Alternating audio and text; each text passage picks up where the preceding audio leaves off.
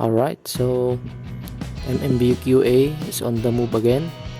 So papunta tayo ngayon sa San Manuel, Pangasinan, sa dati nating katrabaho during PC City days. Kasama natin si Sir Dino, si Sir Jones, tsaka si Sir Jazz. Alright, let's go. Okay, so makikita nyo dito na nagpe-prepare na kami ng mga gamit. So touchdown na kami dito kay Sir Lester.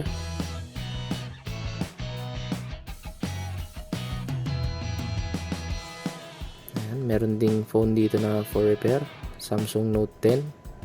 Ang issue is hindi nagkakarga yung battery. So ang possible problem niyan is kung hindi yung battery, yung charging port. Okay, baka nag-fake charging lang siya. Ayan, meron na dito yung printer natin na Epson. May kasama pang buhok ng Barbie doll. Ayan, ang problema niyan is natanggal yung hinge niya sa may cover. Ayan.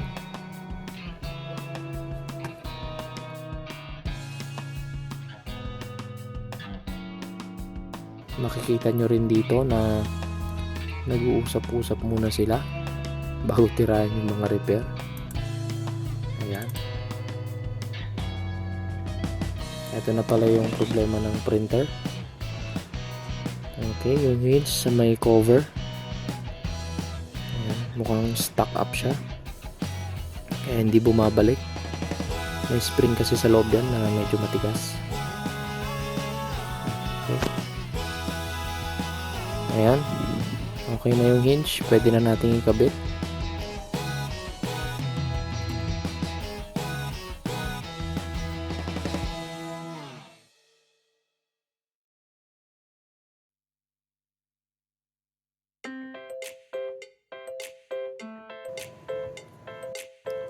Okay, so kinakabit na natin yung hinge ng Epson L565.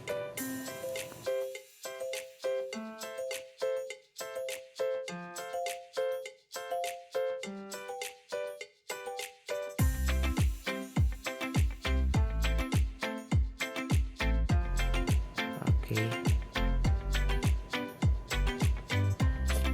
So kinakabit na namin yung hinge. Then lalagyan lang ng tournicles. Nakikita ni Sir Dino. Okay, then i-shoot na natin sa may cover. And then lalagyan ulit natin ng tournicles. Ayan.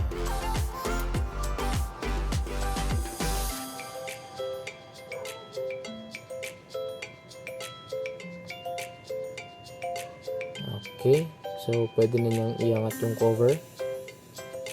Pwede na rin bitawan na hindi bumabagsak. Alright. So, tapos na tayo sa printer. Ganun lang naman kadali yung issue niya.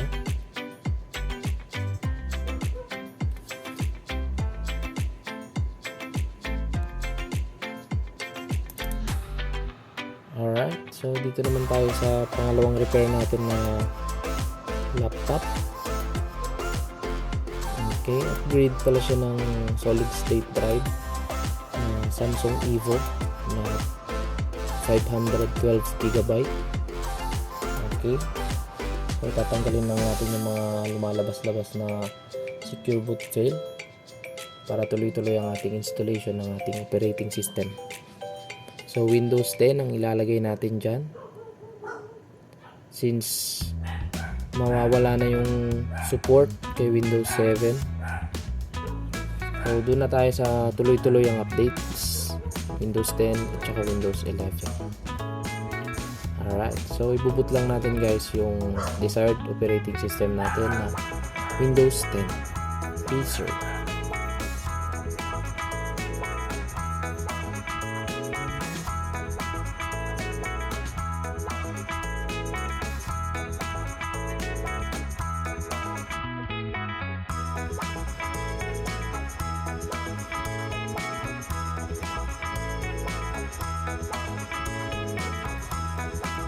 Ayan, so maglalagay lang tayo ng partition guys para sa backup files ni sir.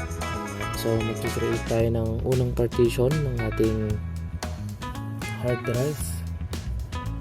So sabi ng client natin is at least 100 GB ang nasa backup. Okay, dyan niya kasi ilalagay yung mga designs niya. Sa mga t-shirt, mga logo.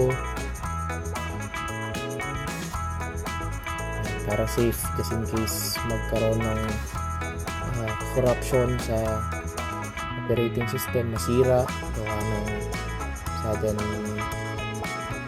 shutdown or power interruption, safe yung backup drive. Huwag lang masira yung buong solid state drive mo. Paano magagawa to? Alright. Ayan, so tapos na nag-install ang ating Windows. Setup na lang tayo. Mag-install na lang tayo ng third party applications. Ayun, meron tayong Samsung Evo. Alright. Ayan, at medyo tapos na tayo. Okay, tapos na yung repair natin dito kay Sir Lester. Picture taking na, picture. Ayan, bago umuwi. Salamat sa tiwala. MNB QA. Alright.